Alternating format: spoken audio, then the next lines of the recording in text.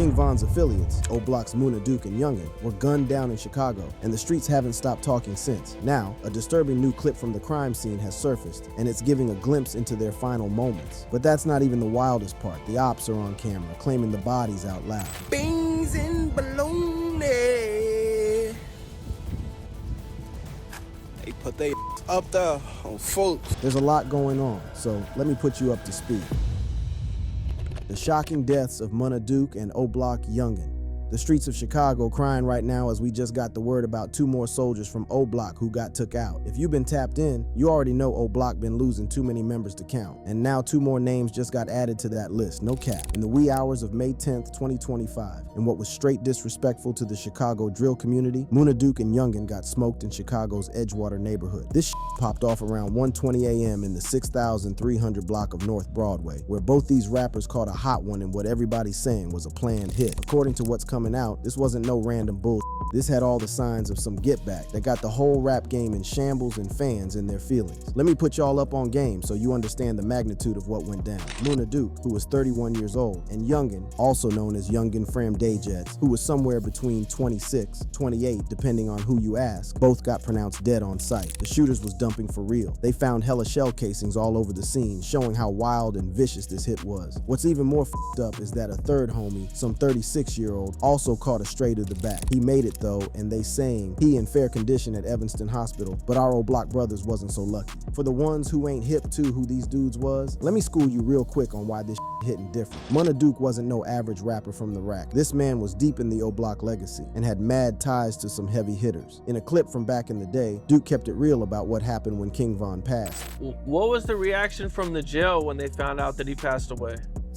Man, the jail that I was in, they was up, you know what I'm saying, from the correctional officers and all type, you know what I'm saying, because they for him too, you know what I'm saying, and they for me off the strength for him, you know what I'm saying, so they kind of jail up, you know what I'm saying.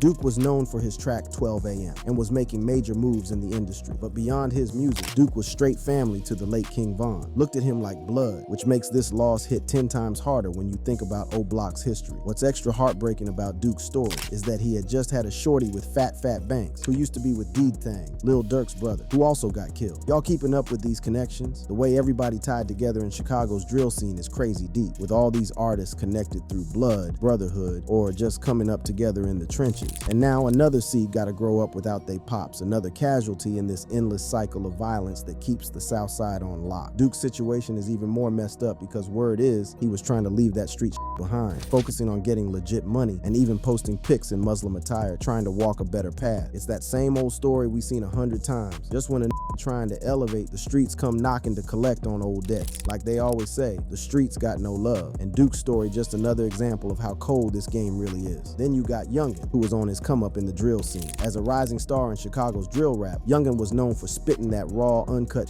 about life in O Block. His tracks hit different because they was authentic as He wasn't just talking that talk, he was walking it too. Like many from O Block, Youngin was tight with King Von, which makes this whole situation even more tragic. It's like the O Block family tree keeps getting chopped down, branch by branch, by the same streets that made them who they was. Now let's get into how this went down, because the details that's coming out make it clear this wasn't random. According to reports, this was a straight up drive-by, with the shooters pulling up in a stolen Infiniti Q50. This wasn't no amateur hour. This was some professional hit type shit. And check this, they found the whip later, all burnt up in the 600 block of East 134th Place. Classic move to body bag all the evidence. Whoever did this wanted to send a statement loud and clear, and they made sure to clean up after themselves. Muna Duke had some internal O Block beef too that might have played into this. Check what he said about Memo 600. I don't really take people like that serious, man. You gotta know him, man, you know what I'm saying? Motherfuckers like me that been around, that I know every motherfucker.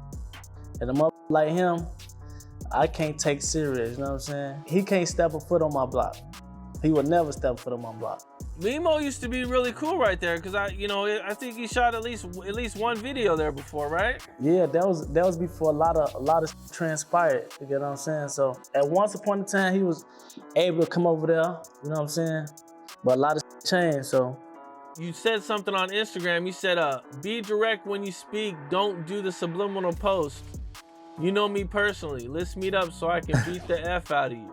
Yeah, I kind of just want to beat his I ain't wanna, you know what I'm saying? The reaction to these killings has been straight grief and shock throughout the culture. As the news spread, tributes started flooding in from across the hip-hop world. Memphis rapper Big 30 posted on his IG story the day it happened, and Asian Doll, who was King Von's girl, also showed love online. These public displays show how tight-knit the rap community is, especially when it comes to those who share the same struggle. But the most gut-wrenching reaction had to be from Fat Banks, the mother of Muna Duke's baby, who poured her heart out on IG, writing, "You was the light to my darkness. I love you so much, baby. You know that I showed you that, and you know I was 10 toes no matter the situation." The raw pain in her words hit different. It ain't just about the music scene taking an L. Behind every fallen rapper is a whole family left to pick up the pieces. Mamas, shorties, seeds, and day ones who gotta figure out how to live without their loved one. Now let's get into why this probably went down, because in Chicago's drill scene, ain't nothing happened without a reason. The shooting is suspected to be connected to ongoing gang beef, possibly between Tookaville and Smashville. If you stay tapped in with Chicago's gang politics, these names probably ring bells. But if you're new to this, just know these beefs often go back generations and can pop off over the smallest disrespect. There's even talk that these killings might be get back for FBG Duck's murder, though nobody can confirm that for sure. FBG Duck, for those who ain't in the know, was another Chicago rapper who got gunned down in August 2020 in the Gold Coast neighborhood. His death was tied to the ongoing war between his set STL EBT, affiliated with GDs, and O Block, affiliated with BDs. If there's any truth to this, it just shows that in these streets, debts don't expire. Revenge gets served cold, even years after the initial body drop. As of May 12th, 2025, no arrests been made for the shooting, and CPD still investigating. Like most cases like this in Chicago, we gotta ask if justice ever gonna come, or if this just another unsolved murder in a city drowning in gun violence. What makes this whole situation extra complicated is where these artists come from. O Block, located at 64th Street and Dr. Martin Luther King Drive in Chicago, is a hood with heavy BD ties. It's infamous for its role in drill rap, a style that keeps it 100 about the harsh reality of life in these neighborhoods. The way music and street life overlap creates a dangerous situation where keeping it real in your lyrics can sometimes make you a target in real life. For most of these artists, blowing up through music is supposed to be their ticket out of the violence and poverty they grew up in. But the up irony is that the very content that makes their music hit them stories about street life and gang ties can also put a target on their back and keep them chained to the very dangers they trying to escape. Muna Duke's situation shows this contradiction perfectly. Even though he was trying to distance himself from the streets, his past as an enforcer in Chicago kept haunting him. Like they say, you can leave the game, but the game don't leave you. It's a harsh reminder of how hard it is to truly escape the streets once you've been deep in that life. The deaths of Muna Duke and Youngin ain't isolated incidents. They're part of a bigger pattern of violence that's been claiming Chicago rappers left and right over the years. From Lil Jojo to FBG Duck, from LA Capone to King Von, the list of fallen soldiers keeps growing, leaving fans wondering who next and if this cycle of violence ever gonna end. The King Von connection and the cycle of violence. When we talk about what happened to Muna Duke and Youngin, you can't separate it from King Von's murder back in 2020. These ain't just random bodies dropping. They're connected chapters in a bigger story of loyalty, revenge, and street politics that keep playing out in real time. To really grasp what went down on May 10th, 2025, we gotta take it back and see how Von's death set the stage for everything that followed. For them who might not be hip to the whole situation, let me break down what happened to King Von. On November 6, 2020, around 2:15 a.m., Von got caught up in a fatal shooting outside the Monaco Hookah Lounge in Atlanta. This wasn't no random bullshit. It popped off from a dispute between Von's crew and Quando Rondo's people. What started as hands quickly turned to gunplay, leaving multiple stretched out. King Von, who was just 26 at the time, caught multiple slugs and later died at the hospital. But he wasn't the only one who lost his life that night. According to the GBI, the shooting left 3 dead and 6 more wounded. The whole thing was caught on surveillance, which ended up all over the internet, showing just how violent the encounter was. If you want to understand Von's background and why he was such a major figure, check what he said about his legal troubles before he blew up. What's the story? What's your story? My story, I just got to jail for just beat a body into attempts, like, December. I just got out, started rapping And Von kept it a buck about how he beat his case too. He was in jail for 2 murders? Yeah, 1 murder and 2 attempts. I just beat. How you beat that? What you mean, I mean, you didn't do it, clearly. The man who allegedly pulled the trigger on Von was Timothy Lul Tim Leaks, who was part of Quando Rondo's crew. The irony is that Lul Tim claimed he didn't even know who Von was when he started blasting. In his own words about what happened that night, I didn't know neither one, if he was gone or still alive. I just, like I say, I didn't even know it was him. So I didn't even know if he was dead or alive. Lul Tim described how he shot Von multiple times before his gun jammed. Well, you pull out and you shoot 4 times. Yeah, the gun jammed. Oh, the gun jammed. Yeah. After the fourth shot? Probably like the third shot. But here's where it gets wild. Lil Tim initially got charged with King Von's murder, but in August 2023, the charges got dropped under Georgia's Stand Your Ground law. This legal decision set off a whole new wave of tension, with many of Von's people feeling like justice wasn't served. This is where the connection to Muna Duke and Youngin gets deeper. As members of O'Block who were close to Von, they inherited the ongoing beef that stemmed from his death. In the drill world, loyalty doesn't end when someone dies. If anything, it intensifies, with the pressure to get back for fallen homies becoming a driving force. Von himself talked about how his reputation changed once he started getting hot in the rap game, even while locked up. Yeah, it's different now, cause first off, I'm in Atlanta. You know, my case right now, it's Atlanta. It's Atlanta bound or whatever. And the first time, my other case, that's Chicago. So now was knowing me in jail, a young. When I'm doing biz, but I'm in tour with them, or I done did something to one of their people, or they did something to one of my people. So it's gotta stay on guard. You gotta fight and But now you see a motherfucker. You think they looking at you stand, but they really fanned out. They on some, hey, you Von, good man, you going crazy. But before it used to be, if you see them for looking at you like that, they on your ass or something. You finna fight. In Atlanta, they mostly know you for the music, whereas in Chicago, they know you for a bunch of street too, right? Yeah, it's love in Atlanta, cause I ain't did nothing to nobody out there. The aftermath of Von's death created ripple effects that are still being felt today. In October 2024, Lil Durk, who was tight with Von, got arrested on federal charges including conspiracy to commit murder for hire, allegedly as payback for Von's death. This plot supposedly resulted in the death of Quando Rondo's cousin, Saviaya Lul Pab Robinson, in August 2022, showing how these cycles of revenge can span years and claim more and more lives along the way. The connection between all these deaths paints a disturbing picture of how beef in the drill scene operates. It's not just about individual incidents, it's about long-standing conflicts that evolve and mutate over time, pulling in more and more people who may not have been involved in the original dispute. It's like a deadly game of dominoes, where one fallen piece triggers another and then another, with no clear end in sight. What's particularly tragic about this cycle is how predictable it is. When King Von was killed, many in the drill community speculated that retaliation was inevitable. The same conversations are happening now with the deaths of Muna Duke and Youngin. Will there be get back? Who might be next?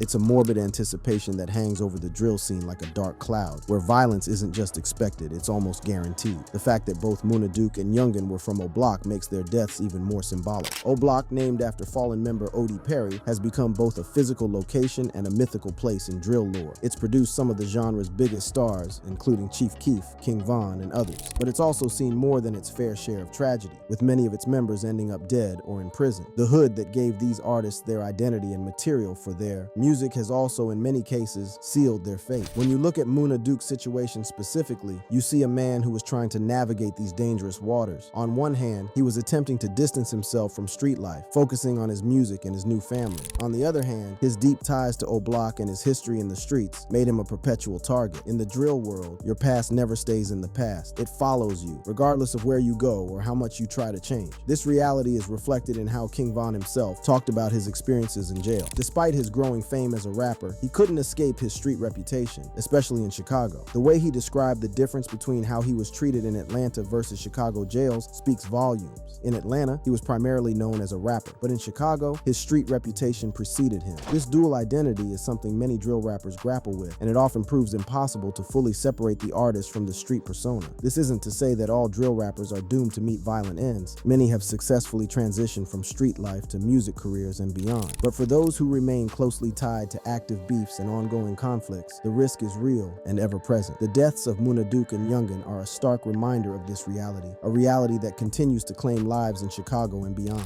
As we continue to process these latest tragedies, it's worth asking whether this cycle can ever be broken. Can there be reconciliation instead of retaliation? Can the energy that fuels these conflicts be channeled into something more positive? Or is the drill scene destined to continue this deadly dance, with each generation inheriting the beefs of the one before it? These are questions without easy answers, but they're worth considering as we look to the future of drill music and the communities that produce it. In the meantime, we mourn the loss of Muna Duke and Youngin, adding their names to the long list of talented young men whose potential was cut short by the very streets that shaped them.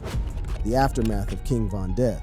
When violent deaths occur in the spotlight, like we've seen with King Von, and now with Muna Duke and Youngin, there's always the morbid curiosity that follows.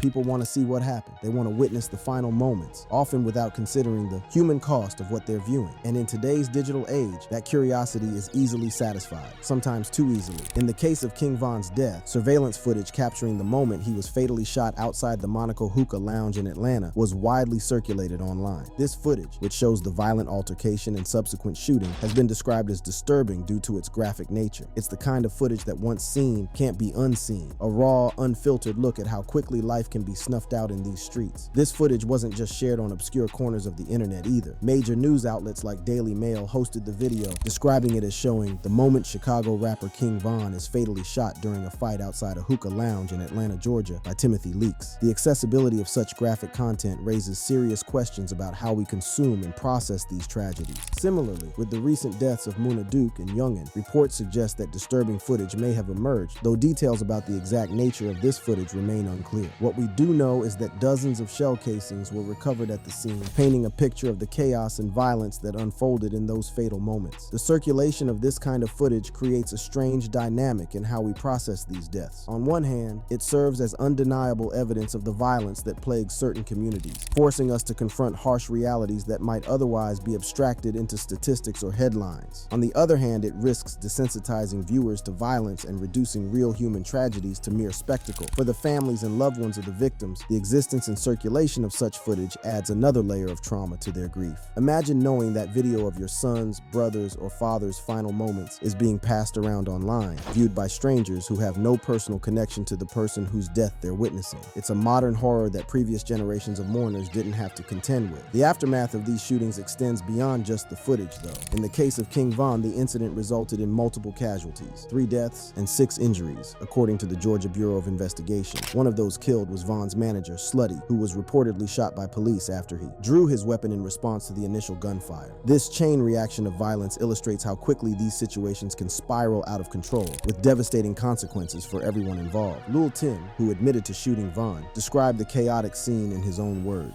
I think so, I ain't gonna lie, I was kind of like, by me getting shot, I kind of was like, not in a full state of mind. It's like a lot of ringing going on. I'm like, yeah, I guess from all the gunshots. This account gives us a glimpse into the confusion and disorientation that characterizes these violent encounters, a far cry from the glossy, choreographed violence we see in movies and music videos. Real violence is messy, chaotic, and indiscriminate, claiming intended targets and bystanders alike. With the deaths of Muna Duke and Youngin, we're seeing a similar pattern unfold. The drive-by shooting that claimed their lives also injured a third man who was fortunate enough to survive. But for every survivor, there are ripple effects.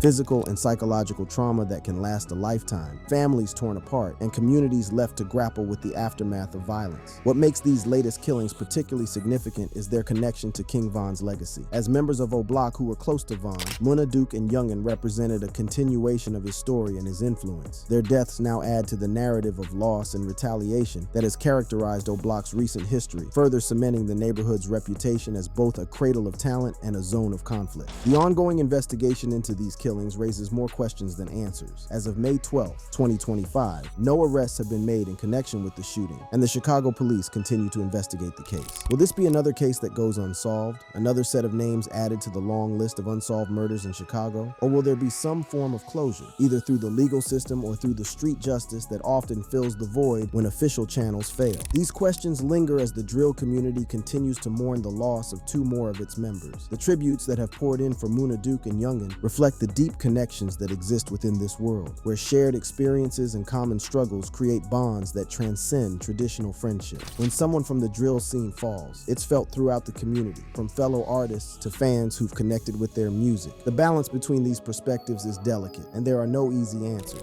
What's clear, however, is that the cycle of violence that claimed King Von in 2020 and now Muna Duke and Youngin in 2025 shows no signs of abating. As long as the underlying issues that fuel these conflicts, poverty, inequality, limited opportunities, and the allure of street life remain unaddressed, the list of fallen artists will likely continue to grow. Muna Duke's situation illustrates this contradiction perfectly. Despite his apparent efforts to distance himself from street life, his past as an enforcer in Chicago's streets lingered. As some observers have noted, past actions can haunt individuals despite their efforts to change. In a world where respect is everything and disrespect, real or perceived, can be a death sentence, turning the other cheek isn't always an option. The deaths of of Muna Duke and Youngin, coming nearly 5 years after King Von's killing, demonstrate the long memory of street conflicts. Beefs don't expire with time. They simmer below the surface, ready to erupt at any moment. In this context, the disturbing footage that emerges from these incidents serves as a stark reminder of the real-world consequences of these ongoing conflicts. As we reflect on these latest tragedies and the disturbing documentation of them that exists online, it's worth considering what our role is as consumers of this content. Are we passive observers of a reality we can't change, or do we have a responsibility to engage with these issues more deeply? Can we move beyond the shock value of disturbing footage to address the root causes of the violence it depicts? These are questions without easy answers, but they're worth grappling with as we continue to process the loss of Muna Duke and Youngin, and as we anticipate the inevitable next chapter in this ongoing saga of violence. The drill scene, with its raw depictions of street life and its cast of charismatic characters, continues to captivate audiences worldwide, but behind the music, the clout, and the million-dollar deals is a reality marked by loss, grief, and the constant specter of violence, a reality that no amount of fame or success seems able to fully escape. As fans, critics, and observers of this culture, we owe it to the fallen to engage with their stories honestly and respectfully, acknowledging both their talents and the complex circumstances that shape their lives and deaths. Only by confronting these realities head-on can we begin to imagine a future where the next generation of artists from neighborhoods like O'Block might be able to pursue their dreams without paying the ultimate price. What are your thoughts on the deaths of King Von's affiliates? Share in the comments and click the cards on screen for more untold stories.